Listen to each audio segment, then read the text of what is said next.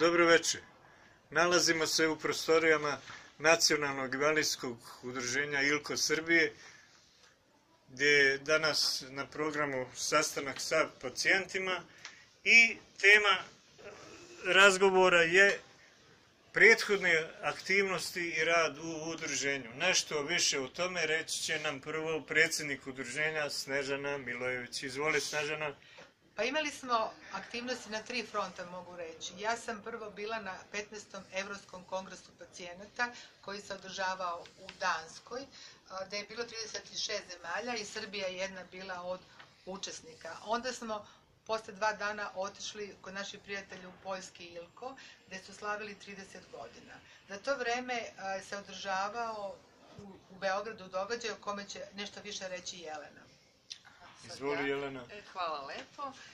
Ja mogu da kažem da mi je bila izuzetna čast i zadovoljstvo da prisustvujem 7. kongresu Stoma sestara, inače sa međunarodnim učešćem. Održavao se u Sava centru 13. i 14. oktobra. Učestvovala sam ja kao predstavnik ILKO udruženja i također naš član Milorad Pešović koji mi je dosta pomogao. Predstavili smo naše udruženje i zadovoljna sam celokupnom organizacijom i prijemom. Dobro, znači bili smo svi jako aktivni. Evo nešto će nam o tome jedan od mlađih i novih članova Milorad reći, još jednu par rečenica. Izvoli, Milorade. Dobro, me prozvao, jeste. Ja sam imao čast da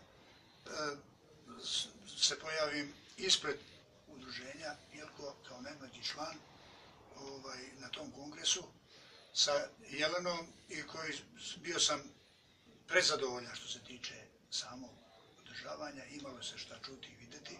Imali smo štand i imali smo i naš štand. Dobro, hvala.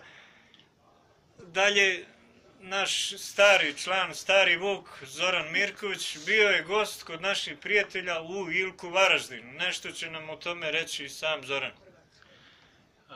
Naravno, znate da je ILKO Varaždin da se nalazi u Hrvatskoj. I bio je Svetski dan stomičara. Oni su obilježavali Svetski dan stomičara. Da, izvoli, Zorane. Ja sam bio kod naših prijatelja u Varaždinu. Nešto smo malo izmenjali iskustva, malo smo porazgovarali o problemima koje imamo mi u Varaždinu, koje imamo, odnosno oni u Varaždinu, mi ovde u Beogradu, neka naša iskustva. Malo smo došli tako do nekih novih saznanja i na taj način smo i obeležili Dan svetskih stomičara u Varaždinu. Hvala lijepo. Eto, to su bile neke od aktivnosti u prethodnom bliskom periodu. Pozdrav za sve pacijente, članove ILKO udruženja i ostale